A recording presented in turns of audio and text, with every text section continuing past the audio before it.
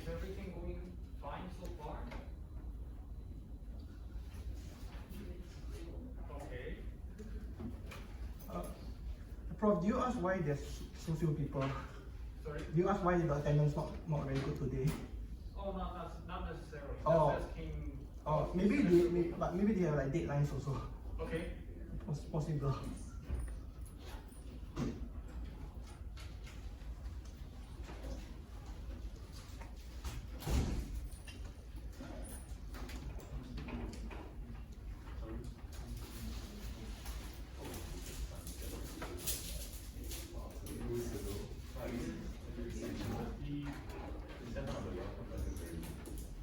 I intend to use today after the lecture. I don't think there's any lecture after this, so I'll spend some time to have a Q&A session. So in your case, we can probably go through some concept over, right? And then also, I would like to also give some answers to the quiz. Most of you actually got it correct, but there are some here and there are some problems, like how many number of poles, how many zeros, those things we would like to go through.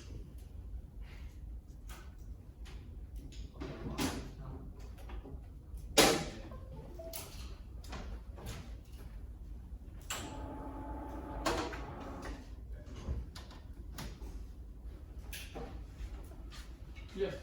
Can we see the result? Can you what? The result like this. Oh, result. I haven't completed grading it. I'll do it right away. After probably next day you'll get it.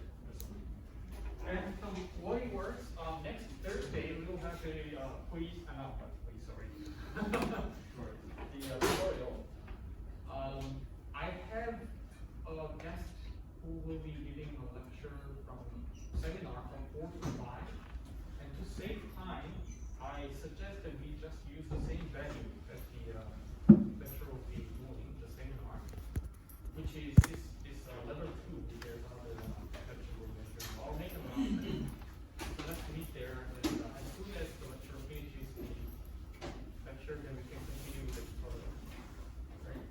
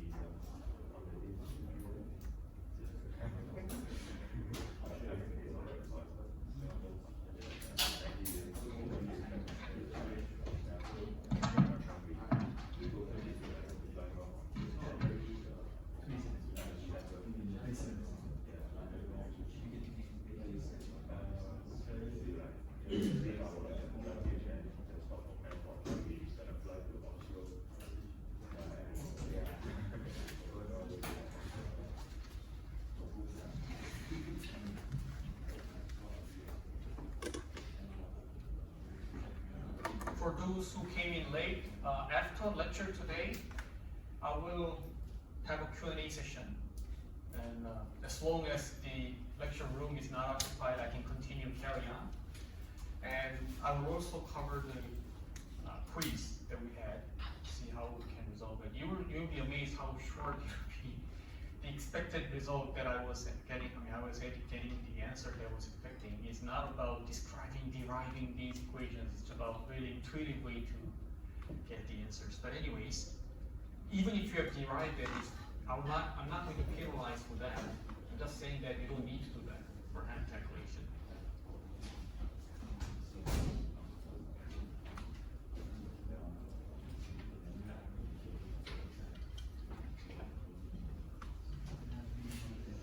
All right, so today we are going to talk about the operation amplifiers.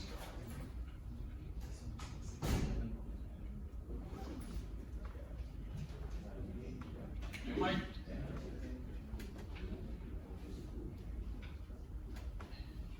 especially those who took 447, you will notice this symbol. And even if you didn't take the course from your year 2, probably remember what this was, right? Can anyone tell me what this symbol represents? It's it's called OPM, right? And what does OPM stand for? Yeah, operational amplifier. And what does that mean? Can anyone tell me what that means? Can be wrong, don't worry. Amplify the voltage as a gain of inputs. That's, yes, partially right, because differential amplifiers also do that, right? Do you remember what's the ideal OPM characteristic?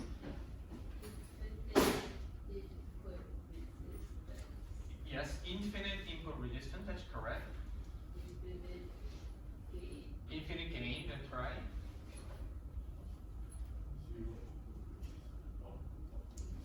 That, yes, that's true for voltage mode OPM. There's another type of OPM called transconductance OPM, which will have a high output resistance. But anyway, generally what you're saying is correct, yes. The current I1 is equal to I2. That's right. So there's no input, because the input impedance is infinite, ideally, right? There's no input current, right? There's no input current flowing into the terminal. And since the gain is infinite, right? The output over here, if you give any output there, divided by infinite, the difference in the input will be 0. Okay, that's puzzling. It's a very hard concept, just like negative frequency, probably you heard about in communications, the signals and systems. The concept in electrical engineering, sometimes it's really counterintuitive. How can you have 0 difference and then amplify something to get finite output? Right? You can think about it the other way around. You have a finite output if you have gain is infinite. Finite divided by input, I mean by the gain which is infinite, the difference in the input will be 0. That's how you're gonna understand. But of course, in the actual practical case, the infinite gain is impossible. That means there's finite gain.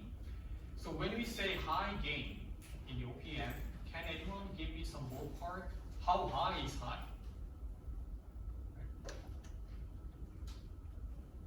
Can you guess, please? Yeah. Gain of 1,000, is it high enough? I think it's okay. It's okay, okay. Who thinks gain of 1,000 is high enough? Okay. Who thinks that's not high enough? Okay, these are all relative, right? If you're talking about ECG amplifier, probably gain 1,000 is enough.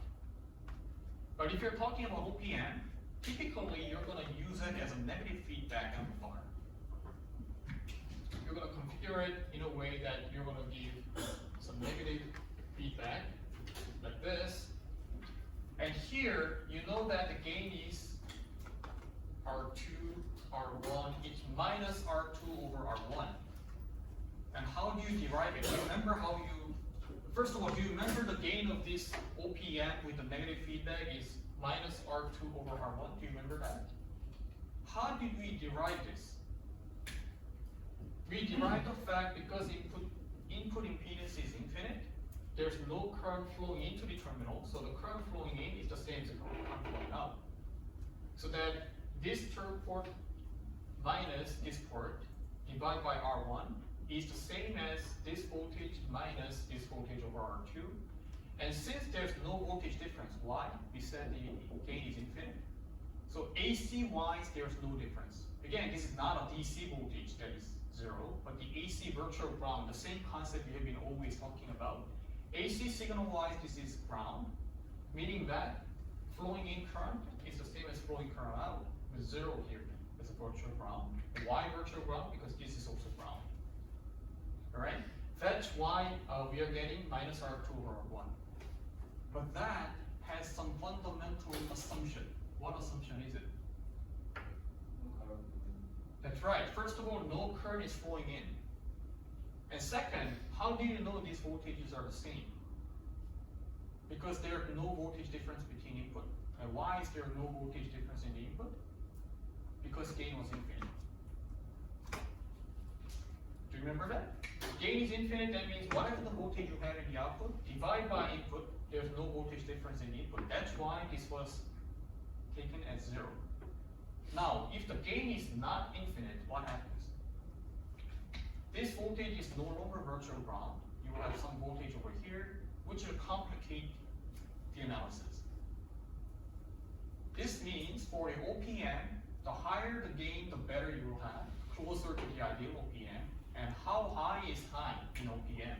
We typically require more than 80 dB of gain, higher than 80 dB. And what is 80 dB? We already covered this last lecture. In terms of linear scale, how high is voltage in 80 dB? 10 to the power of 4.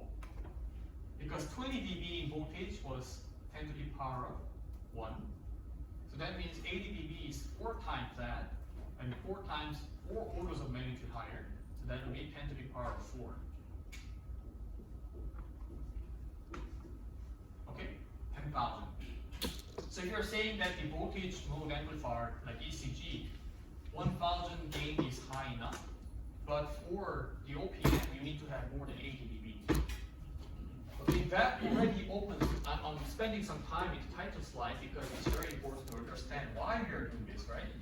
First of all, introduction of the OPM, we just covered the terminology of the OPM, what it is. It's gaining high gain with the infinite input impedance. And infinite input impedance, would you like to have, probably most of an amplifier will have it with the gate as an input because gate has a high input impedance, right? That already tells you probably you need to use common source amplifier, right? As an input stage. But common source amplifier in the CMOS, in the project number 1, how much gain did you get? By now, you're already an expert. You don't recognize it, but you're already way above average when it comes to the circuit designing in analog, right? That actually gives you high value. Now, in the project number 1, what is the gain target? You already forgot. All right, and how much could you get? It's actually 40 dB that you're targeting would be good enough for the first stage. Getting 50 dB will be challenging. Getting 60 dB will be extremely difficult in current contemporary CMOS. So then how do you get 80 dB gain? The answer is already shown here. Cascade 2 stages or more. So you can have one stage that has a high gain of around 40 dB, and the second stage which gives another 40 dB, then you get 80 dB gain. That's why operation amplifier typically has 2 stages. And in some cases, if you really need low output resistance, you'll have an output stage additionally. But the output stage doesn't have voltage gain, it's just to translate the impedance, high impedance to the low impedance. Alright, so the OPM typically will be 2 stages or 3 stages. Okay. Is that clear to everyone? Now that's what we're going to cover. So we're going to cover the 2-stage OPM with the Miller OPM. That's the reason why it's called a Miller OPM. We'll have a small signal gain, DC analysis, systematic offset, and frequency response. You can already expect what I'm going to cover. We are probably going to induce or deduce how we are going to intuitively get the gain of this amplifier. To get there, we'll do some analysis and equations. And also cascode OPM. Cascode, do you remember, does anyone remember what the cascode amplifier was? It's a single stage amplifier section. Do you remember what the cascode was? One common source plus one common gain amplifier. That's right. That's very correct. And why do we use cascode structure? To increase the equivalent resistance for higher gain. That is correct. So then, what is the penalty you're paying by doing the cascode? The voltage swing will shrink. That's right. Is everyone following up to this stage? Yeah. You will have the same, thank you. We'll have the same problem and cons and pros when it comes to OPM when you use the cascode structure. First of all, you'll have an extremely high output impedance, high output resistance, which will be similar, getting closer to a current source, or let's say current amplifier, current mode amplifier, so to speak. We'll do the slow signal gain, DC analysis, and frequency response of that as well, which will conclude today's lecture. Okay? Now then, what do we expect? The operational amplifier is a differential amplifier with the high DC gain. Again, when I say DC gain, it doesn't mean you put 1 volt DC, you get 80 volt DC output. By now, you know what I mean by DC gain. When I say DC gain, if there's an amplifier with the frequency response, gain response like this, I'm talking about the gain which is steady state, and the frequency is low enough that this voltage gain is stable throughout this bandwidth. And most of the amplifiers we designed so far have a flat band up to DC. That's why it's called DC gain. But some amplifiers with the AC coupling will have a high pass funnel like this. In that case, DC gain is something over here. But the reason we call it DC gain is most of the amplifiers we covered so far has the flat band, flat gain up to the DC, and that's why it's called DC gain. Okay, as I said, the OPM preferably should have higher than 80 dB gain and certain bandwidth depending on the application, and usually used to form a feedback amplifier, this one, such as those you learned in EE3408C. And even if you're coming from abroad, you are already aware of a circuit theory class, you learned about this already. All right, an OPM can be used to implement many other analog circuits, such as the integrators and differentiators and etc. And there are two types of OPMs in general. Of course, if you go subdivide into even more details, there are many other types. But those two OPMs that we'll be covering today is first of all two-stage OPM, and the second the cascade OPM. Generally speaking, the two-stage OPM will have a lower output impedance than the cascade structure, because cascade naturally increases the gain because the output AC resistance will be higher. The gain is, as you know, Gm multiplied by the output resistance, and output resistance is higher, that means the gain will be higher compared to the two-stage OPM. But as we know, because of the stacked MOSFET, the voltage swing will be decreased. That's the penalty of paying. Okay, so let's go to the two-stage OPM. The differential pair can be used as a high gain first stage, and this is nothing but the differential amplifier we learned from the previous lecture, two lectures ago. So you can see that we have two MOSFET, M1 and M2, with the M4 and M3 as an active load. I mean, to be more exact, it's M4 as an active load because we have a differential to single-ended converters. But now, you already know the gain of this amplifier. Stop me if you don't remember this, but the gain of this amplifier will be Gm2, or which is the same as Gm1 because it's matched. Gm2 multiplied by the output resistance seen from here, and output resistance will be R04 in parallel with R02. Right? That's the first stage gain. And here, this node over here is considered virtual ground because, as you know, the swing doesn't change its potential in the AC signal-wise. I emphasize again, this doesn't mean the voltage in DC is zero. No, no, no. DC voltage is there because of the overdrive voltage, but that voltage doesn't change over time. That's why it's called AC ground. Now, that said, okay, by the way, how many poles do we have here? We already covered this. There's no input impedance. How many poles do you see here?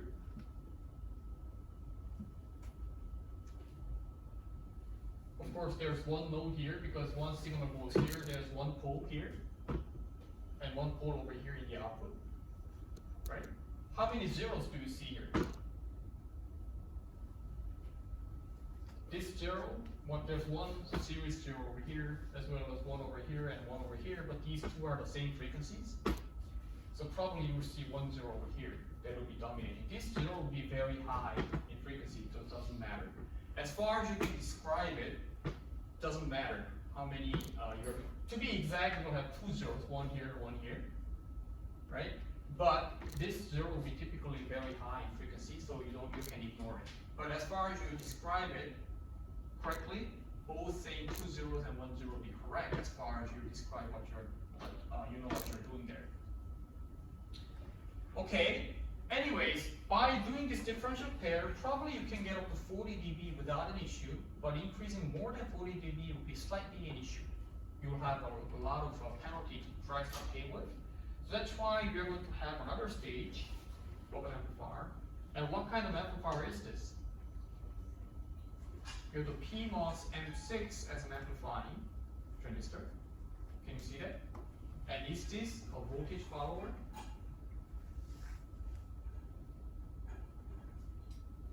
Is this a voltage follower?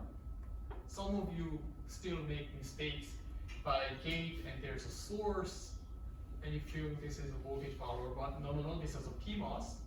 So that means this is not a source, this is drain. So the input goes to the gate, output gets to the drain, source is connected to VDD, that's common source amplifier. And common source amplifiers you use to get high gain. So you'll get another 40 dB, typically around 40 dB from the first stage, 40 dB from the second stage, which you combine, you'll get around 80 dB. Okay? Is everyone clear up to this point? Alright. Now, you get this new schematic and don't panic, as I always say, because you can now break this. As soon as you get the new schematic, you will try to figure out where the signal path will be residing. And for this schematic, you can see that inputs are coming from here, the output is located over here, and if you break it, I can see there's another point which breaks the first stage and the second stage. And if I were to draw the input signal path, it would be something like this. Right? Signal path something like this means the gain will be dependent on this transistor that goes from the signal path, which is GM1 or GM2. Right? And M4 is not in the signal path, it's a load. Right? It's not in the signal path, it's actually working as an active load or CSL. So then the resistance seen from the V out, this point will be R04 in parallel with R02. That's the first stage gain. And that signal already amplified from the first stage will be further amplified by this M6. The gain of M6 is what? GM6 multiplied by the resistance seen from here, which is R06 in parallel with R07. Okay, so you have completed the analysis already. Today's lecture is finished, right? Then, what about the others? We can see that M5 is a footer, which is providing the bias current to the M1 and M2 pairs. So hence, this current, let's say the current here is 1, then 2 worth of current will be flowing through M5, which will be biased by the diode connection M8. And same goes with M7, the same bias current. If the size of M5 and M7 are the same, they're not actually, typically we don't design the same, but if they are the same, then the same current will be flowing proportionally to the ratio. And that's providing current to the M6 as well. At the same time, M7 is working as an active load. You can see that, right? So then, what about RB? What does M8 and RB do? By now you already know this. This is the reference current. Reference current ID8 will be flowing because there's a voltage difference between VDD and this SD of the M8, which is the same as GS. GS of this. And that means this voltage minus this voltage over RB will be the reference current you're going to get. Alright? So then it looks, at first glance, it looks very complex, but if you divide it, you first identify where the input and the output are, then you identify which are the amplifying transistors. Amplifying transistor means what GM will be affecting the gain. We have identified this, and this are the amplifying transistors. And that's it. Okay. Any questions up to this point? Are you following up? Excuse me? Or is it puzzling?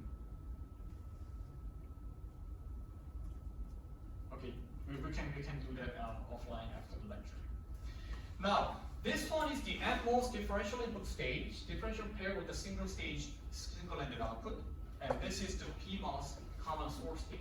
And of course, as you have learned from the lectures and as you can expect, you can actually invert it.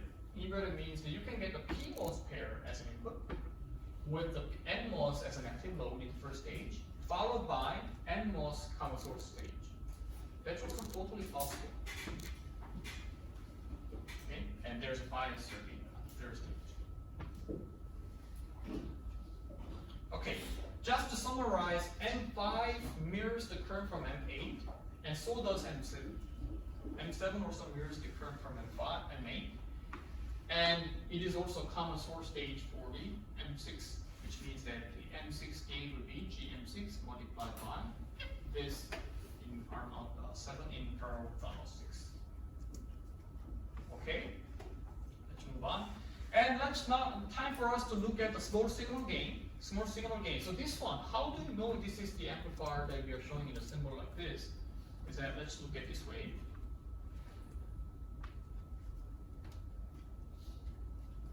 I'll rub it this way. And the outputs here.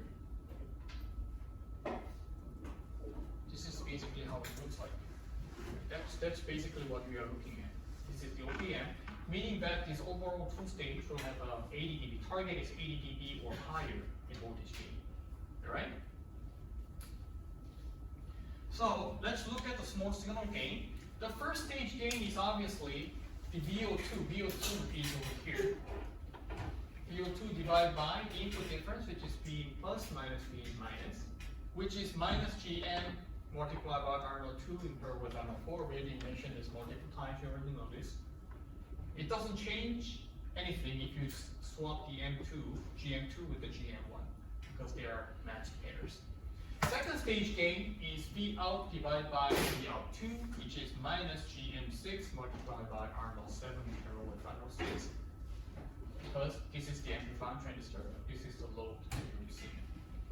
So the overall gain will be multiplication of V1, the first stage and the second stage gain, which gets you to GM1, GM6 with these active loads, and the polarity.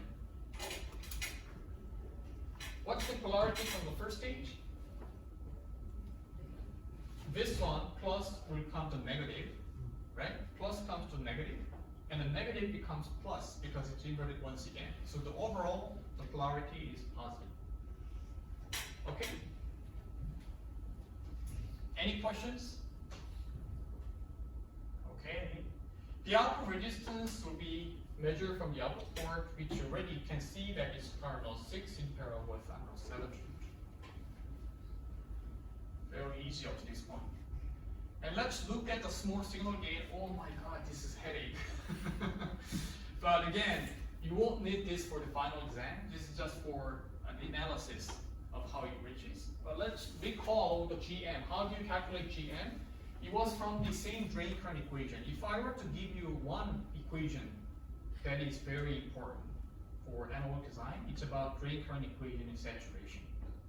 And as you can imagine, this GM, this equation, and all of these are actually OD and everything. It's actually coming from the same drain current equation. So anyway, nevertheless, 2ID divided by VGS minus VTH, which is 2ID divided by VOD is the GM. And you also know that the R01 is calculated as 1 over lambda ID, which means R01 in parallel with R02, or if you do the math, it will be 1 over 2 lambdas combined multiplied by the drain current. And the overdrive voltage, which is VGS minus VTH, if you rearrange the drain current equation, this is how it gets square root of ID, twice the ID, K prime, W by O, which is divided. So you put that everything in over here. In the previous slide, the gain of that overall two-stage was GM2 multiplied by GM6 multiplied by these output resistances. So you're going to plug this GM into here, and these two over here, and etc. And then you're going to get this very complex equation. And then you're going to rearrange this VOD with this, and with this you're going to rearrange because you have the ID and the VOD relations here, which means after the standard deviation we will get square root of very complex equation. But why am I doing this? Notice in the previous single stage amplifier analysis, we learned if you increase the gain, how do you increase the gain first of all? Increase GM or increase the output resistance, right? If you increase the gain, increase GM, what happens to the ID? Transient conductance means how well the current flows. So if you increase the GM, more current flows. So in a single stage CS amplifier, if you increase the drain current, gain increases. But look at the two-stage OPM. Do you see any relation from the gain to the drain current? Yes, there is. Drain current is in the denominator, not in the numerator. What does this mean? If you increase the gain, increase the drain current, does the gain increase? In the OPM, no, it doesn't. That's interesting finding. So this means a large ID doesn't necessarily result in a high DC gain, but it's actually the opposite. You should use a proper ID. You shouldn't exceed too much. I mean, you shouldn't use too large ID for the OPM design. And why is that important? Because actually the OPM design is what is core of Project 3. You have noticed already, right? This is basically what you're going to do in the Project 3 with the bias circuitry actually.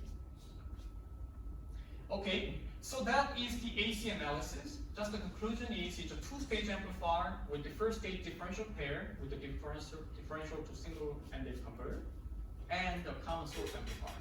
That's the core of it. Now it's time for you to do the DC analysis. And what's the role of the DC analysis? Why do we do the DC analysis? Yes? To ensure that the operating point is correct. Correct. So if the DC analysis doesn't meet the requirement, it's meaningless to do any analysis in the gate because the transmitter. You can see that why it's the case for those who are not familiar with. All these assumptions are coming from the fact that drain current equation is saturation. So if the transistor is not in saturation, these relations doesn't hold anymore.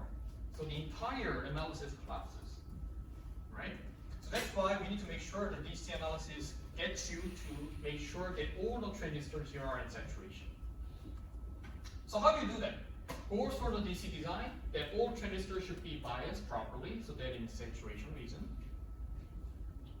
And the DC output voltage is designed so that the output swing is maximized. And input DC voltage is designed such that the common mode input range is maximized and meets the specification.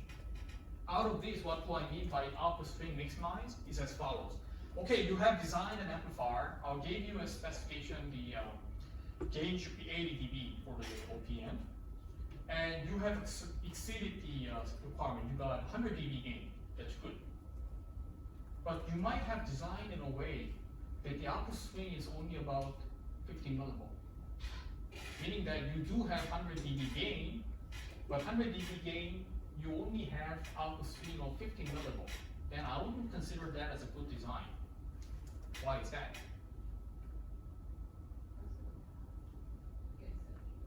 It'll easily get saturated.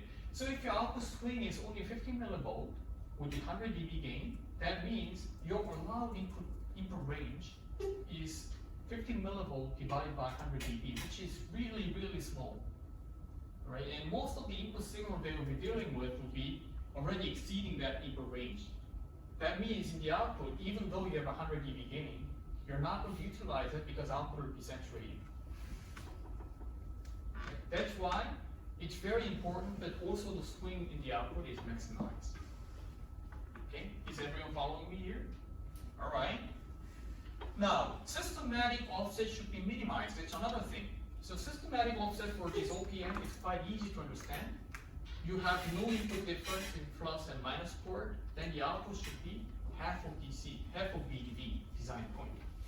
If it is deviating from there, that means there's a systematic offset. All right? So let's first look at the differential pair stage, which is the first stage over here, what I'm talking about. So in the differential pair, we know that this current, M3 drain current, is the same as M1 drain current. And M4 drain current is the same as M2 drain current. And those two currents are combined to M5, so that means M5 drain current is twice as big as this current or this branch current, right? So that's what in here, ID 1, 2, 3, 4 are all the same, which is half of drain current of M5. And also, WL, the aspect ratio of M3 and M5 are M4 and M3 are the same, because that's the matched differential amplifier. And here, the VO1, output of the VO1 is VDD minus GS, because it's SD3, which is the same as GS because it's a diode connection. So VDD minus VSD3 is the same as VDD minus VSD3. That's easy to understand. And VO2 is actually VDD minus VSD4.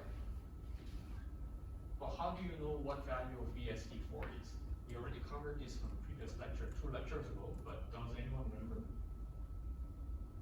Let me change my question, repeat my question. This voltage is the same as the diode connection VSG, so that's easy to understand. But VSD4, how do you calculate that? How do you know what value of VSD4 is?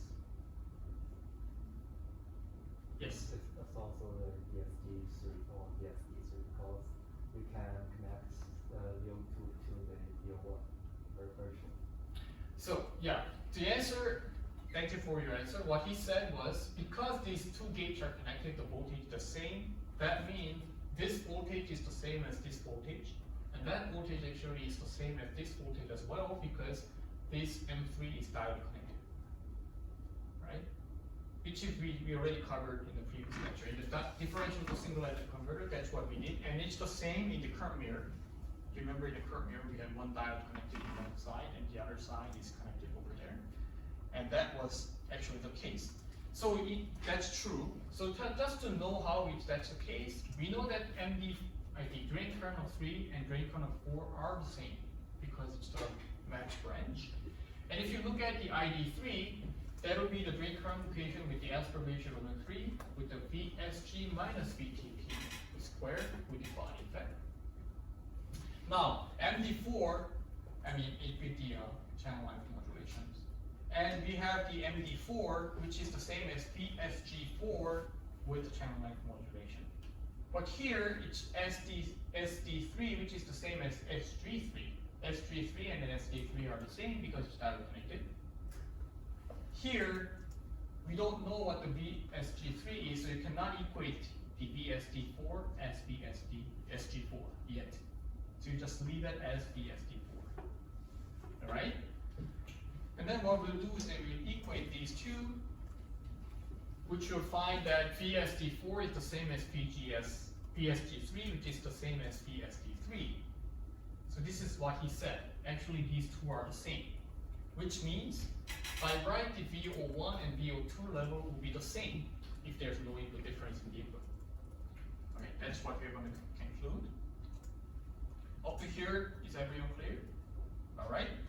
Now let's focus our focus shifted to the second stage, which is the M7 and M6. And suppose we want to set the V out to be half of supply, because that will likely maximize the swing, right? And that means half of VDD will be the V out point, and VDS7 is this one, VDS straight to source, is the same as VSD, which is half of VDD. Equally, VDD is equally split here and here. Now, this is similar to the DC analysis of the common source amplifier. Do you remember in the first couple of lectures we covered about the drain current load with the PMOS and NMOS pair? We can either change the V out by changing the slope or changing this entire graph, right? That's the same, the exact same analysis. It's the same, right? You can see the PMOS and NMOS there. So since the drain current of M6 and M7 are the same, the drain current of the M6 and the drain current equation of M7 is the same. And as you can expect, this is the exact same analysis we did before when we were calculating the output bias point. And that means VSG7, VGS7, this is PMOS, this is NMOS, that's why the polarity is the opposite. But nevertheless, you get this equation. And from here, this is the condition for V out to be half of VDD. And as you can expect, in reality, it'll be slightly off. Actually not, it's more than slightly off. But anyway, for the hand calculation, this is good enough. And here the design parameter means what the designer can tune or control with, is VSG6, VGS7, W/6, and 7 with the lambda and lambda P. And these are easy to understand. And how do you change the lambda? Length, right. The shorter the length, what happens? Higher the R. That's right.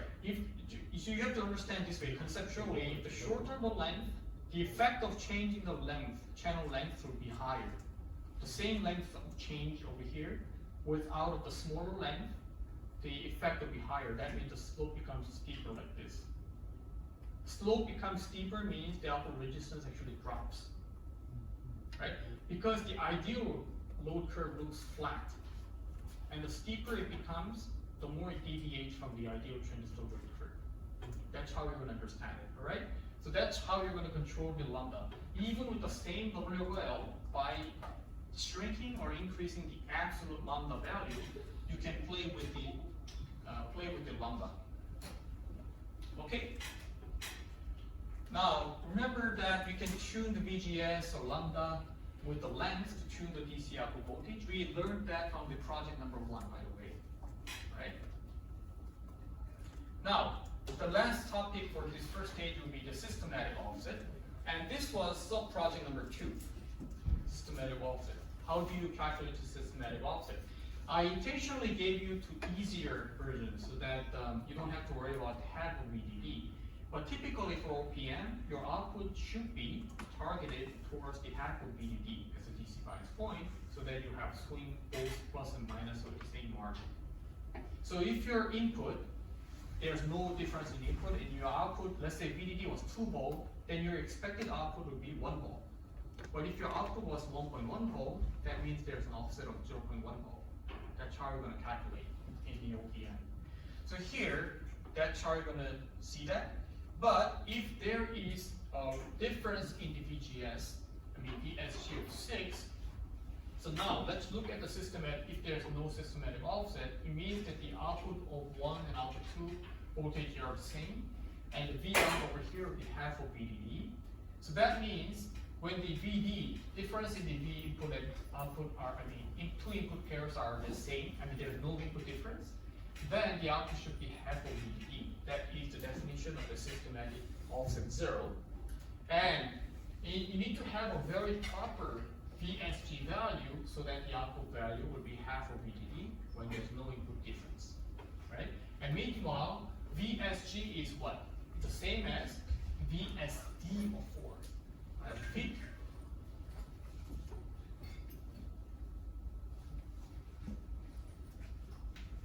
One and 2 are the same. 1 is VSG of 6. It's the same as VSD of 10-4. Right? You can see that these 2 voltages are cross related. We have to make sure the VSG over here is half of VDD, so that, I mean, VSG is properly set, so the output voltage will be set as half of VDD. So in the next slide, we'll be seeing what voltage in specific should be met. If there's no difference, then it will be deviating. So to simplify the analysis, what we'll be doing is as follows. We will be assuming we'll virtually cut the connection over here and see what's the voltage naturally from this point, and what's the required input voltage for the half of VDD output AC. That's what we're going to do for the analysis here. So let's say we temporarily break this connection between N4 and N6 gate, and here the VDD we assume is 5 volt, and the DC output is half of VDD, which is 2.5 volt, right? And we found that VSG was 1 volt. This is an assumption. That's the baseline assumption here. And the other hand, we find that the VDS, SD4, and VSG was 0.8 volt. This is another, let's say it was a finding that we were measuring. And when the input and the output, I mean 2 input voltage terminal has no difference, right? That's the assumption. Now in that side, when there's a no connection, you can see this was 0.8, this is 1 volt. So there is deviation. What is required to have 3.5 volt here, it was 1 volt. But this, when it's disconnected, this voltage over here is 0.8. I mean VDD minus 0.8. So there's voltage difference. If you reconnect, this voltage and this voltage probably settles in between. This was 0.8 volt, this was 1 volt. So if you connect them, it will be somewhere in the middle, which consequently means the VSG is no longer 1 volt, which means that the output is no longer half of VDD. Right? This is conceptually what we are thinking. I'm just saying that M6 has to have the gate voltage 1 volt, VSG of 1 volt, to maintain half of VDD. But let's say the M4's output drain voltage when disconnected was 0.8 volt lower than the VDD, then there's 0.2 volt difference. So hence when you reconnect them, the voltage over here in the VSG will be lower than 1 volt, and the VSD will be higher than 0.8. So both will be skewed. That means it will result in some offset. Which means now the offset voltage is there, so the output voltage is no longer half of VDD.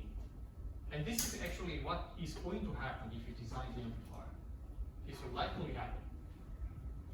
Now, so it's our role then to find how do you actually offset, counter this offset. We'll do some simple analysis here. What is the condition for the system and offset free to avoid such conditions? Obviously, you can see that we'll have to first reverse calculate from the fact it's half of VDD to find what is needed over here, which is leading to the voltage in the M4. And M4's VSD is the overdrive voltage M4. So you can see that this voltage will affect the overdrive voltage of M4. That's how we're going to reverse calculate and analyze it. Okay, so let's do that. Let's do that calculation. Oh, by the way, I think the handout has a typo here. It should be VSG, VSD, and VSG, not GSD. Am I right? I think there was a typo. Please fix that.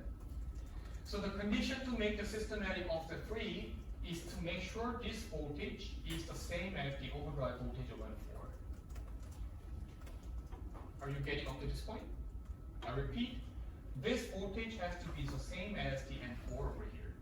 Even when you cut it, this voltage should be the same as this voltage. That is systematic offset free. So how do you know that?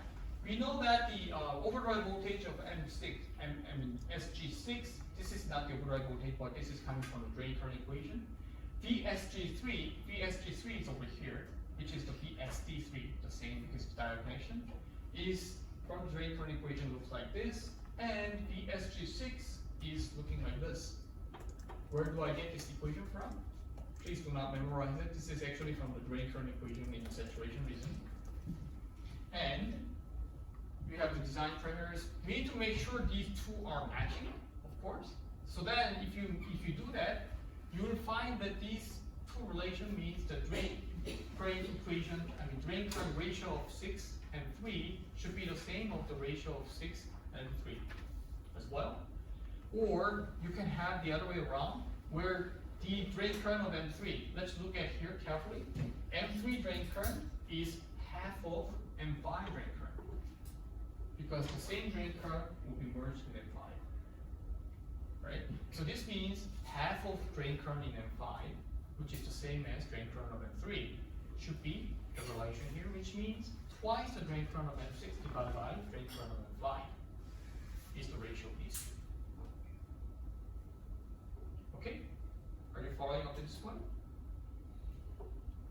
Okay, all of a sudden I don't see any nodding here, so let me repeat that. We started from the fact that this voltage over here, VGS of M6, should be the same as the SD4.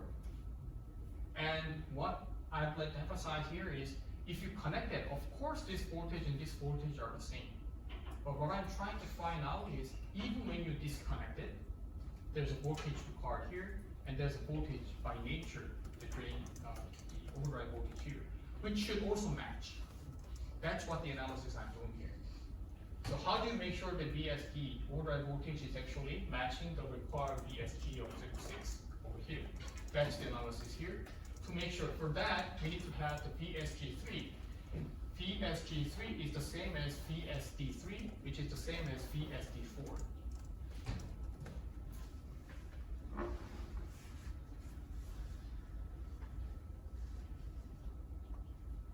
Which is this one. Okay? That one, which is over here, is the same as the VSG6, then it will have a systematic offset free. That's the analysis we're doing. And the result was, we need to make sure the ratio of 6 and 3 is the same as twice the current in the drain current, of M6 divided by the current in M5, and that's because M5 drain current is twice as big as that of M3. All right? So this serves as a guideline to choose the bias current ID3, ID4, and ID6 and ID5, and this is no exception for your soprano industry. Right?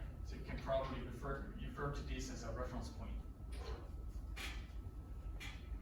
Any questions? Okay.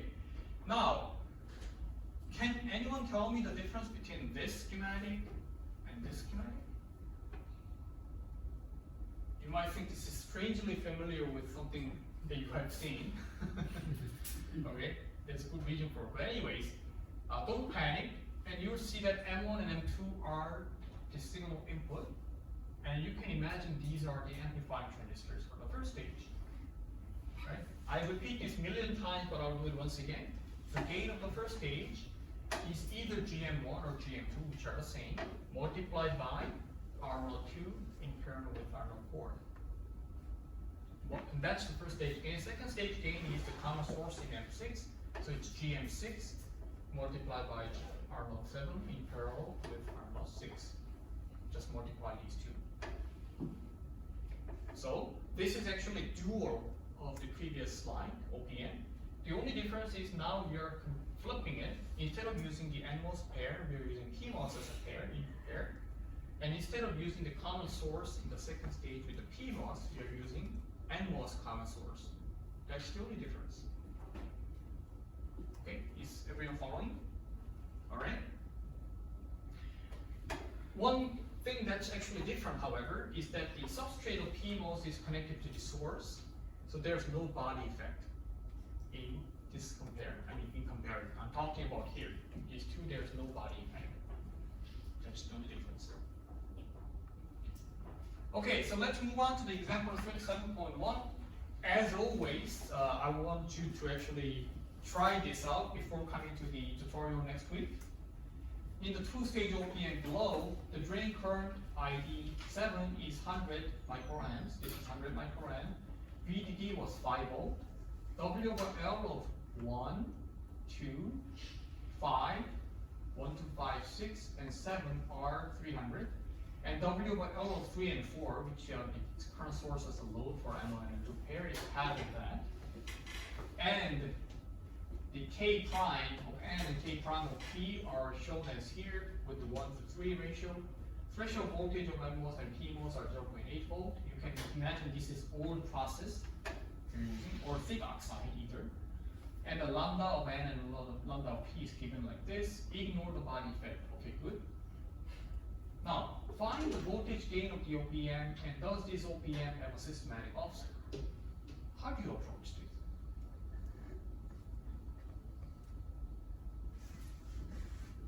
What is the gain of this amplifier? I already showed you in the previous slide. GM2 multiplied by R02 in parallel with R04. And you have to multiply that by GM5, R06 in parallel with R05. How do you calculate GM? From the drain current equation. How do you calculate R0? From lambda. Right? So then we already have the problem solved. The gain is already there. That's how you're going to calculate. Does this OPM have a systematic offset? That one you have to check. From the previous analysis, we have to double check the SD of M4 and the SG of M5. You have to calculate these two and see if there's a difference in sizing. Alright, so that's how we're going to approach. First of all, the gain, voltage gain. The parameters we need to know is GM1 or GM2 and GM5, and R02, R04, R05, and R06. All these R0s can be calculated from 1 over lambda ID, right, for respective transistors. So that I already did that for you. So that, for example, R02, how do you calculate R02? It's 1 over lambda of ID2, which is 133K. R04 was 200K, so in parallel will be 80K. R05 and R06 are in parallel will be around 40K. That's easy. And the GMs from drain current equation comes 0.98 millisiemens. And GM5, or this is the same as GM2, by the way. And GM5 is 2.4 millisiemens. And the polarity, as I said, there's no polarity change. Okay. I want to make sure it's actually recording correctly.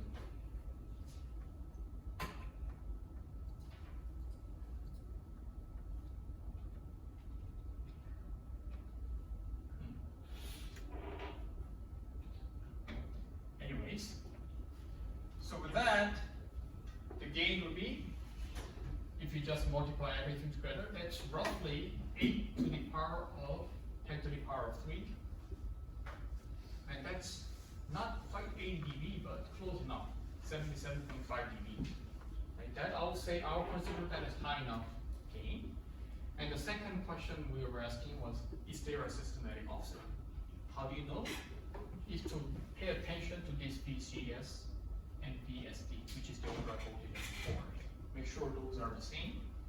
And for systematic offset free, we wanted to make sure, as I said, this is the same as this, and this is actually the same as VSD of M3, which happens to be VGS of M3 because it's diode connection. Right, that's what we're going to calculate. And for that, we also need to have the ratio of MD5 and this transistor here and the 3 transistor here. The ratio has to be also the same. And for this, we already know the ratio. From the question, it was already given 100 to 50, which is 2. The ratio of these drain current was 2. That was already given from the equation. And the ratio of the M5 and 3 was also 300 over 150, which happens to be 2.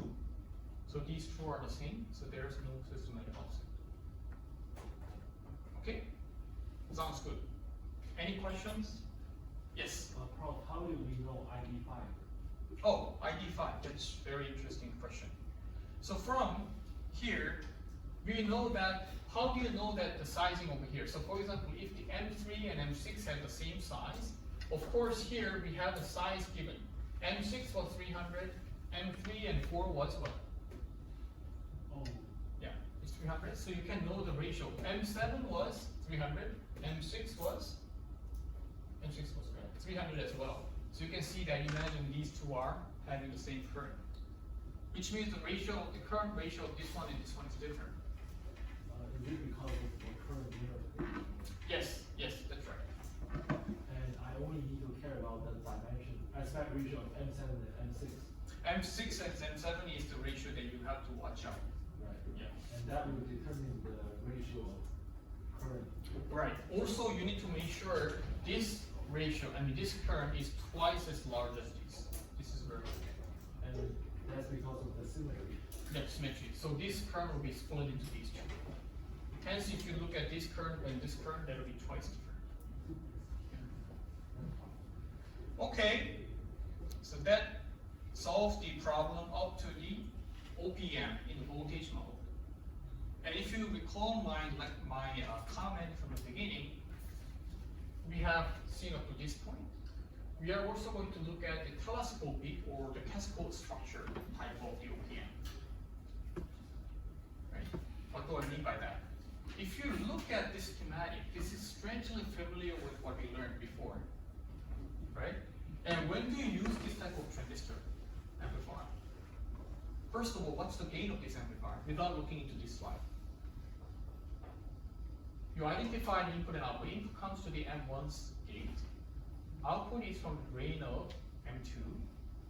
So that means the gain will be GM1 multiplied by whatever you're seeing, R0 prime prime, compared with R0 prime. And this R0 prime prime, as you know already, is the R03 multiplied by what? 1 plus GM of this GM3 multiplied by R04. That's really large.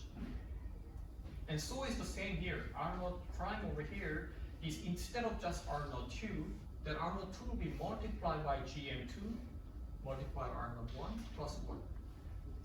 That's the R0 prime. Two registers in parallel will be the output resistance multiplied by GM. And even if there is a source impedance, the Miller cap will be minimal. Why? As you know from the cascode structure, the first stage, the M1's gain will be not large from the cascode. Most of the gain actually comes from the common gate structure here. So that even if you multiply the Miller cap to the ground, shut to the ground, the gain is around 1, so that is not going to be affecting too much. Right? That's another advantage of using cascode structure. So conclusion is, because of extremely high output resistance, the gain will be very high compared to the previous slide. Then what do you lose? There's no free lunch. What do you lose? First of all, we have stacked transistors. So that means the output swing will be limited because you have to guarantee overdrive voltage here, overdrive voltage here, overdrive voltage here, and overdrive voltage here. In the previous slide, you didn't have these two, so you have only one overdrive voltage to care about. So the output swing will be limited. That means even with the high gain, your output swing is limited. There's a trade-off here. So if you have a large signal input swing, you cannot use split structure because you will saturate the amplifier immediately. Anyways, telescopic OPM. If you look at it, that's the single-ended. You can actually make it as a differential pair like this. So now we have a fuller transistor M9 providing current to these two branches, and these will be stacked together. Why do we do this? Can you guess why do we do this? For what purposes? If you compare without M5, M6, M7, and M8, what would be the difference? I'll give you an example. What would be the gain? Gain increase or decrease? Increase, that's correct. And can you give us insight why gain increases without any equations here? Sorry? Okay, I think I will consider that as 1/3 correct. Anyone can anyone give me insight why the gain increases here? Right. So can you understand? So the output resistance seen from here and here will be higher. And why is that? Because if you just had M2, the resistance will be R02 in parallel with R04. But if you look from this port, this resistance seen from here will be R08 multiplied by GM8 R02 plus 1. Remember that? So that's the increase. That will be, I'll say, multiplied, which should be much, much higher. So that's why the output resistance will be higher, hence the gain will be higher, at the cost of reduced output swing. And if you compare the output swing of the single stage and the differential stage with the filter, this one is even more seriously reduced because there's another stack layer. Those are as a designer, you should be aware of what you're doing, right? So here, telescopic OPM is in fact a cascode differential pair, as you can already see. Don't panic. This is just simply a step version of what we have learned so far. It's like a Lego block. Each side is a cascode amplifier with a cascode current source load. Current source load, I'm talking about this one. And M9 is the current source providing the bias current for the OPM to the both sides. This side and this side.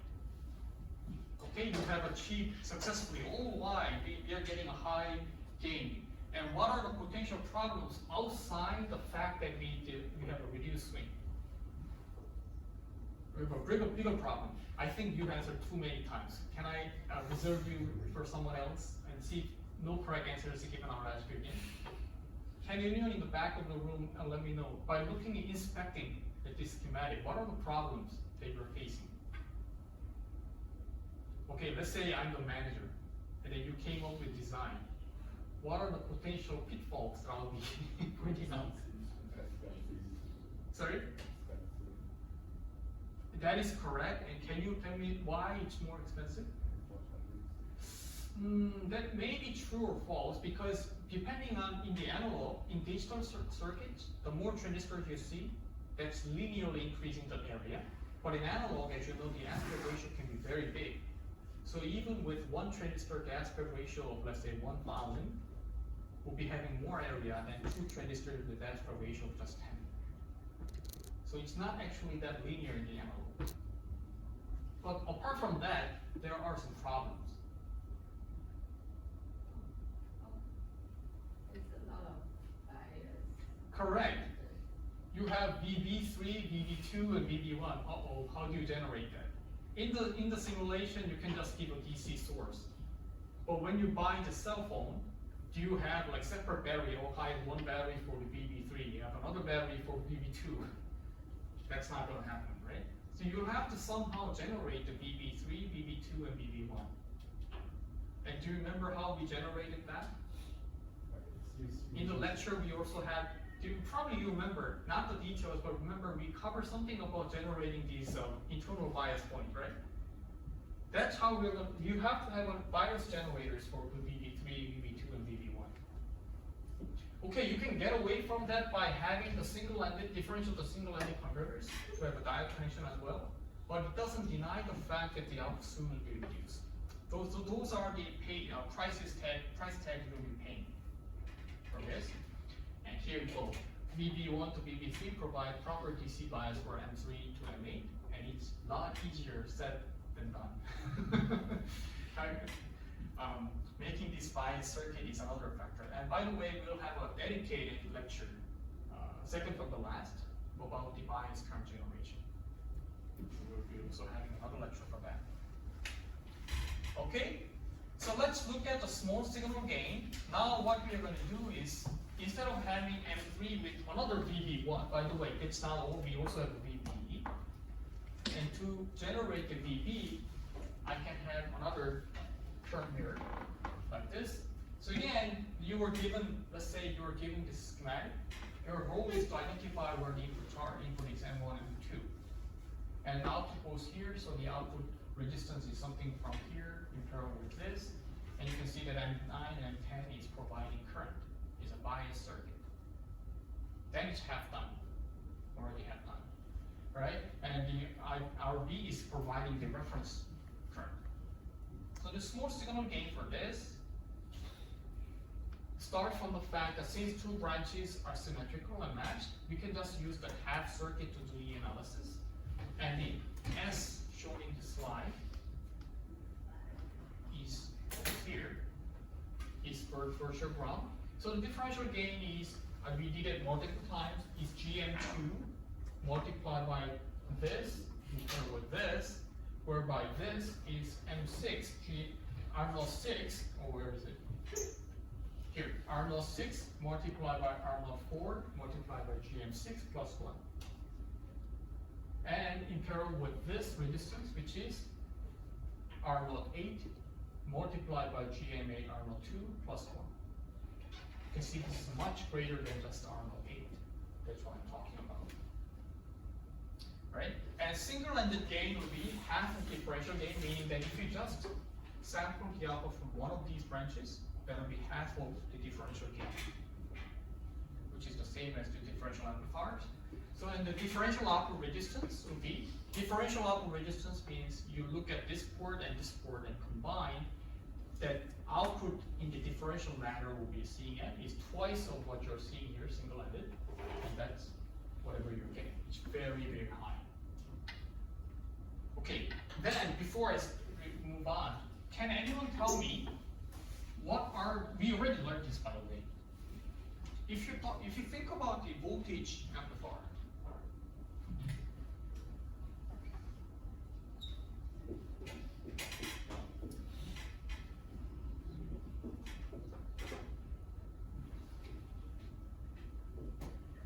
the output impedance of the voltage amplifier should be low. Who thinks it should be low? Okay. Come on, be confident. Okay, very good. Who thinks the output of the voltage amplifier should be high in input impedance? I mean output impedance. Okay, there's some gray zone here. So you didn't raise your hand for either cases. Do you think otherwise? In the asking the output Output of this OPN, the impedance should be low or high? 刚才的到来这个input is The answer is correct, but as you learned from my module, I think you should also be able to explain. Can you try to explain why that's the case? Because you want to affect the voltage and the load. Because if the input is, if the output is high, then the load will be low. That's right, because of the voltage division, right? So the voltage amplifier, you should have as low output resistance as possible. But there are some cases where you want to have as high output resistance as possible. We also learned this before. Can anyone tell me what's the case?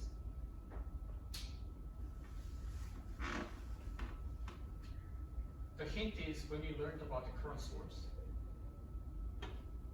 What is the definition of current source? Can anyone tell me? Current source is a module that provides constant current regardless of the load being attached, right? So if the current source has impedance, output impedance that's low, what will happen? If you attach the high impedance load versus low impedance load, the current will fluctuate. If the current source output resistance is infinite, then regardless of the load being attached, the current will be constant. Can you see that? So the voltage source should have ideally zero output impedance. Current source should have infinite output resistance. Probably you can link this message to the circuit theory you learned from some time ago. I know that you already forgot this, but when you do the analysis, the voltage source, you can shunt it. Current source, you can regard it as open. Why is that the case? You now need to understand. The reason is because the voltage source output impedance is zero, ideally. Current source, the output impedance is infinite. Why?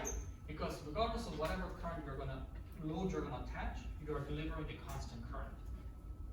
With that analysis, with that analogy, not analysis, if your goal is to amplify the current, there are amplifiers which amplifies current. You need to make sure whatever the load you're attached, you are delivering the same current. So for that, if you want to output the current, you want to make sure the output resistance is as high as possible. Okay? So that means telescopic OP-amp has high gain and very high output resistance. So this is an ideal set for a current output amplifier. Alright? Looks like there's a party going on. Now, telescopic OTA. What does this mean? OTA is operational transconductance amplifier. Okay, what does the transconductance mean? Transconductance means you are transferring voltage to a conductance. Conductance is the current. Okay. So the telescopic OP-amp is also called OTA, operational transconductance amplifier, and OTA is commonly used in biomedical applications. Just to give you some background. And the difference between the OP-amp and an OTA is the output resistance. Typical OP-amp has a lower, compared to OTA, has a lower output resistance, whereas the OTA has high gain and very, very high output resistance. Okay? Both have very high voltage gain. Okay? But now you have current output and somehow you need to convert that into the voltage. What do you do? Resistance is one thing, but you can also have a current to voltage transfer. That's called a transimpedance amplifier. You can have a transimpedance amplifier to have the voltage output. Or simply put a large resistance. That's also one option. Alright? Okay, what is the voltage maximum swing? That's also, you can already, before we even do the analysis here, you can already imagine you don't have a good story about the maximum swing because you have so many stacks, right? But just to give you some background and do analysis here, what is the voltage swing in the maximum swing? In the plus side will be twice the overdrive voltage of these, and M4 and M6 overdrive voltage should be maintained. So VDD minus the out is the voltage difference between these two, and you only have this availability, you have to subtract initially 2 overdrive voltages. So that's remainder is the plus side output swing, which is shown here. And the negative side, that's even more harsh. So you can see that there's 1 overdrive, 2 overdrive, and 3 overdrive voltages. So V out minus 3 overdrive voltages. And the voltage swing, as you already know, is choice of smaller of these two. Okay, if you don't have the half of VDD supply, then the voltage swing maximum also will be VDD minus 5 overdrive voltage.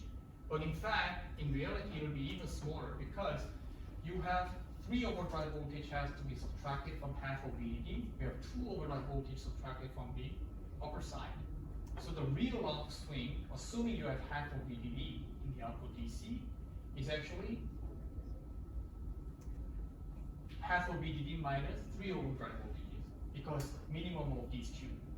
So this one written over here is actually assuming the output is not only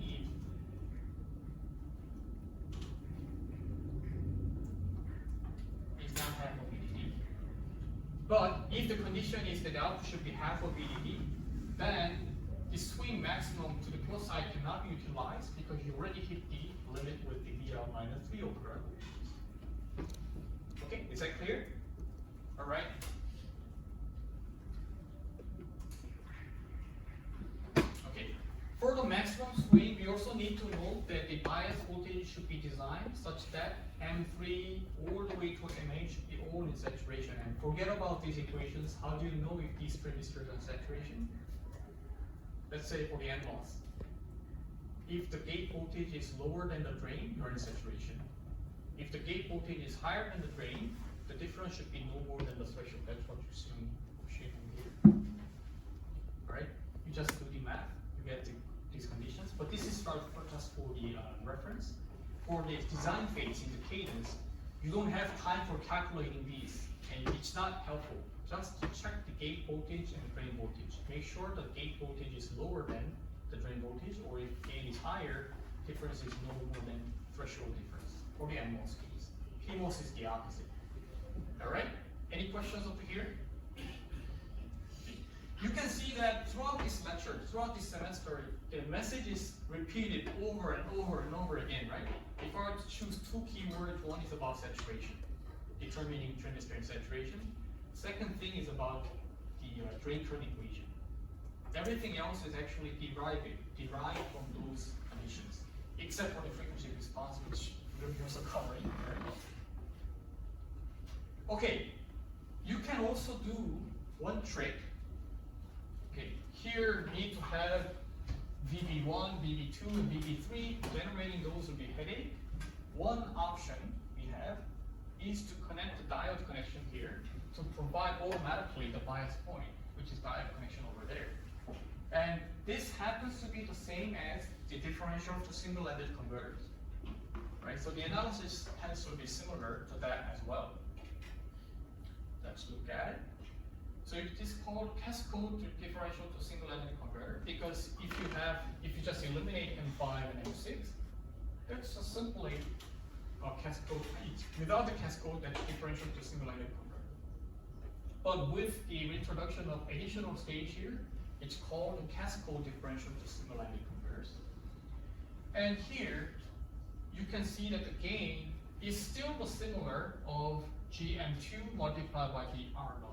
I mean output here. Output will be similar to these two. The gain is still similar, even with the existence of the differential to single-ended converters. The resistance seen from here would be R06 multiplied by GM6 R08 plus 1. That's what you're going to see from this side in parallel with this side, which is the same. Okay, so the output resistance is fairly high. I think we should get rid of this one. And output swing, consequently, doing the same analysis as what we did in the differential to single-ended converters, the output swing is limited. VDD minus V out minus the VTP plus 2 overdrive voltage. And this is different from the previous slide because now you have diode connections. So VOD is actually, this VOD is the same as VGS. That's why you see difference from the previous slide. And swing minus is the same. You have 1 overdrive, 2 overdrive, and 3 overdrive voltages to maintain. So you compare whichever is smaller, and you are going to multiply that by 2. That's the out swing. Any questions? Okay, are you sure you got it? Because so far you have been responding except for this slide. But the message is very clear. This one still has really high output resistance. However, the upswing will be limited. So you have to use this sparingly. And I'll give you some example. In the example 7.1, we assume the supply was 5 volt. Right? That can be still used for USB interface. We still use 5 volt or 3.3 volt. But let's say you have an amplifier with the supply of 1.2 volt. I don't think this is a good option because 3 overdrive voltages stacked is already 500 to 600 millivolt. And here it's roughly 2 to 2.5 times higher than the overdrive voltage, which is 5 multiplied by 0.2, it's already 1 volt. Right? That's not a good design. You have very little room for this one. Okay. Now, just summarize. Two-stage OPM is a differential pair stage with the common source stage. That's the operational amplifier. Main objective here is to add in the second stage to boost the overall gain. And we calculate the small signal gain and output resistance. And DC design sets the operating point for the devices so that each transistor is in saturation. And we also learned the condition for the systematic offset-free design. What it is about is that we need to make sure this is the same as VSD4, which is the same as VGS3. That's basically what I'm talking about. And for the telescopic OPM is nothing but the cascode differential pair, and it has a very high gain and very high output resistance, right? At the cost of reduced voltage gain. And DC bias design is also very important to make sure that everything is saturation. And telescopic OPM with differential to single-level converter is also learned. And telescopic OPM with the very high output resistance can be used as a current amplifier. It's not the current input, current output, it's voltage input, current output. It's called the operational transconductance amplifier.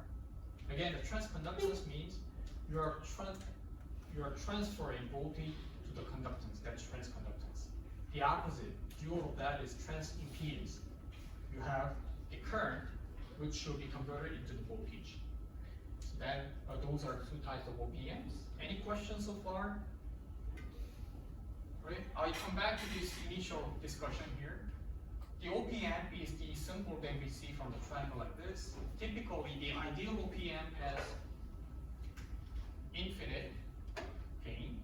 Infinite gain means that from these two input ports, you'll have an infinite gain. That means whatever the output voltage swing you have, if you divide by the infinite gain, there's no voltage difference in the input ports. That's why the virtual ground concept is met for ideal OPM. But if the gain is not infinite, this will have a start to see a finite voltage difference here, which means we'll be deviating from the virtual ground concept. But for 80 dB and higher, you can still approximate this into an infinite gain. Right? That's why we need to have a high gain amplifier for OPM. And that's why your project asks you to design high gain amplifier. And for that 80 dB plus, it's impossible to use a single stage in CMOS. You should actually use 2 stages or even 3 stages. But if you use 3 stages, probably the bias current will be too much, so you'll be exceeding the requirement for the power. So the balance will be 2 stages. All right, any questions? Yes? So, except for the 3, you were supposed to use the last circuit or so. You are not, I wouldn't say you're supposed to, but you can choose the structures. But if you think about the voltage swing, probably I would just go for non-telescopic version. Just the 2-stage OPM. But sub-project number 3, make sure you should not use any DC source except for the supply. So you'll be using bias circuit. And since now we have a delayed, we'll have a lecture into reading week, I will be extending the sub-project number 3 deadline by. Consequently, it makes sense because we will be covering the bias circuit 1 week later, so we should have deadline extended as well. So don't worry about that part, but try to understand the concept, absorb the concept. All right?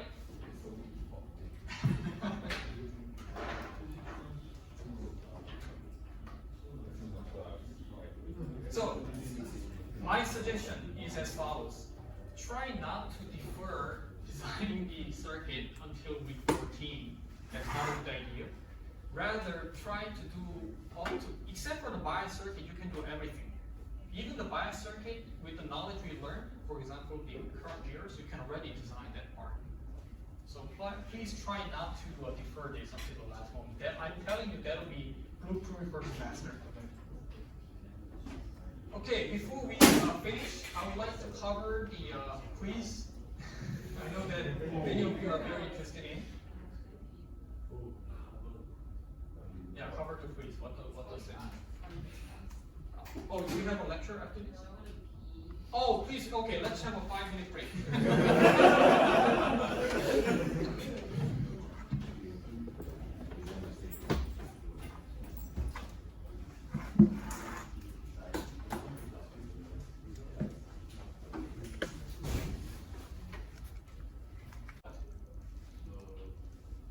Except the presence of RS. And actually it doesn't complicate at all. Right, but many of you thought too deeply. What do I mean by that? How do you calculate? If there was no RS, if the ratio of M1 and M2 are the same, obviously the current will be the same. But because of the RS, there's more resistance here. So because of that, even though they are same ratio, the out current will be smaller because you are impeding the current from flowing.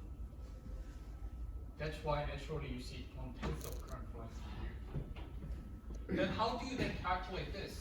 You actually need to know this is the voltage over here. And how do you know what voltage over here is? What's the current flowing, DC current flowing here? I out. This voltage will be RS multiplied by I out. That's the voltage over here. So that consequently can calculate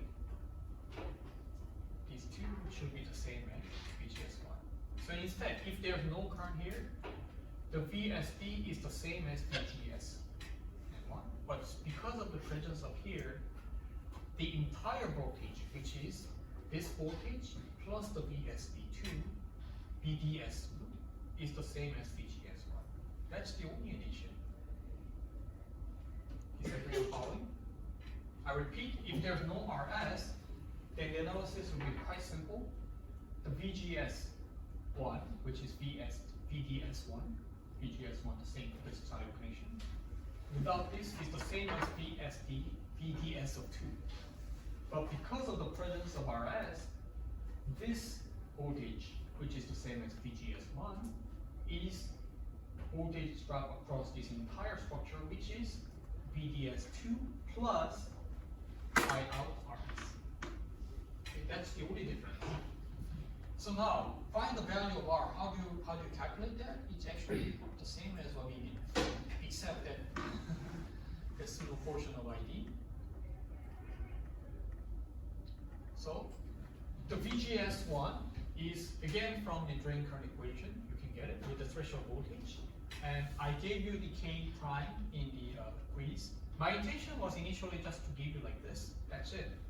But since you were asking what the K prime was, I in the real time gave you, and the value will be 0.6. Right? That's the 0.6 fold of VGS1. And VGS1, if you look at it, it's the same voltage drop across the entire structure. Can you see that? This 0.6 is equals to VGS1. And that 0.6 actually is the voltage difference of these two, which is VDS. VGS2 plus I out R. That's how we're going to calculate that. So the R should be VDD minus VGS1 over VD1, which is 95 kilo ohms. But that's not it only, because find the value of the RS for a given output current is that we now have to calculate the VGS2, but VGS2, the V out is there, the VW value is there, and the threshold voltage of N is here, which is 0.46 volt. And here the RS will be VGS1 minus VGS2 over I out, which is 70 kilo ohms. Many of you actually got it close enough. I will consider that I'm not going to be obsessed about numbers here. As far as you got the concept correctly, I will take it as a correct value. Right? Don't even you don't need to even try to derive everything there. The only difference that you have to understand is instead of the what we have learned so far here, we just have an elevated voltage over here, so that voltage over here is the same as ES plus the IL RS. Okay? Okay, I'll unload these solutions, don't worry. Answer or parts. Okay, for the cascade amplifier shown here, ignore the body effect for DC calculation. VB2 and VB3 are DC bias for each resistor to be in saturation region. Determine the transconductance of the entire amplifier, which is Gn. Output resistance R out, and small signal gain V out divided by V in for terms of small signal parameters of M1, M2, and M3. What's the gain of these amplifiers to start off with? If you drew, some of you around, let's say, I think I remember around 4 or 5 students drew the small signal model, which is okay, but that's not my intention. My intention was for you to sit here and see, okay, first of all, don't panic. Input was M1. What we learned from the lecture was either you have M1 and M3, or 2 transistors here, 2 transistors here. But if you're accustomed to those and you know, just overwrite equations and equations, you'll be panicking. But if you know the concept, it's nothing but the amplifier transistor is M1, and the output resistance will be R03 in parallel with something you're seeing here. And something you're seeing here is exactly the same as R02 multiplied by, with the parentheses, R01 GM2 plus 1. These two in parallel, right? You don't even bother calculating this because this will be much, much higher than this one. So that this in parallel with this will be just R03. So the answer to my second question again is GN1 minus, of course, minus GN1 multiplied by R03. That's it. So if you just wrote one answer that's saying, because you can probably rely one-liner. The resistance you can probably annotate this as R0 prime. R0 prime is much greater than the R03, so it will be approximated. R0 prime in parallel with R03 is R03.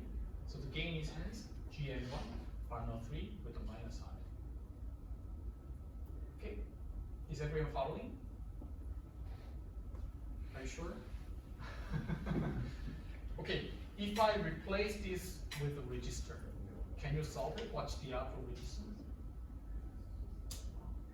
Yeah, that's the resistance. Of course, if the resistance value is unknown, resistance in parallel with this, but if you have a similar value over here, probably it's not going to work because of the DC bias point. So the resistance will be probably in kilo ohm order.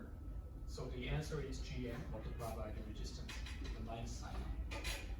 Okay. Both questions were to check if you actually understood the concept correctly or not. If you understood the concept correctly, you just have probably no more than 10 minutes work. But if you think too deeply, okay, and then you start drawing the AC signal model, it will take probably 2 hours. But remember, in the final exam, we have 2 hours. We'll probably have 4 questions, right? So if you, or 5 questions, you have to think carefully. You have to do, if one question is taking 1 hour for you to solve, that means you are probably in the wrong analysis. I will not give you questions that will take you 1 hour for one question. It's just think as simple as this one that you have just seen. All right? So just to give you an answer, GM1 is the entire transconductance here, which is the same as the GM1, small GM1.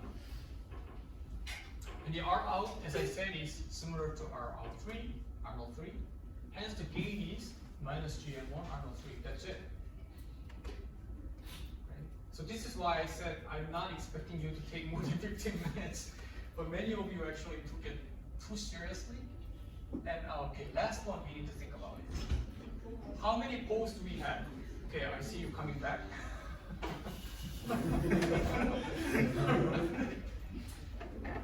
If nothing else is given, there's no pole in the input. Why? Because there's no input resistance. However, the assumption I gave you there, assuming we have a voltage source with a finite source resistance, that's the key parameter. If you attach it here, then there is one pole here, another pole here, in between, right?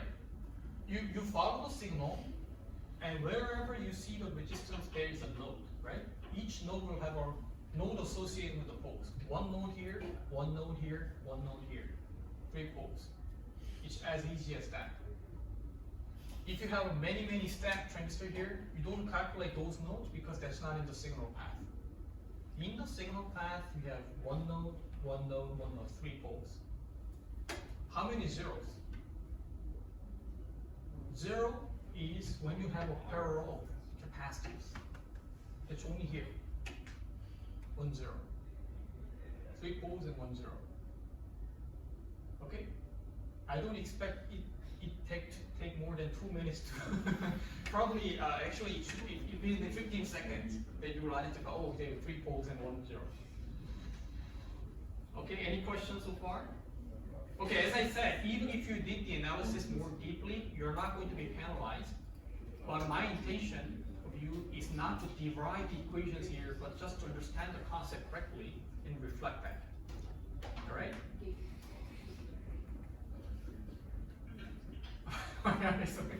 Okay, so that's it for the quiz. You can leave now. If you have any questions, you can stay and do more. Sorry? Oh, sorry. Oh, your mark. I'll try to get back to you by next week. Yeah. Oh, sorry, I was just during last night, so I have to get back to this. Yeah, I'll be back.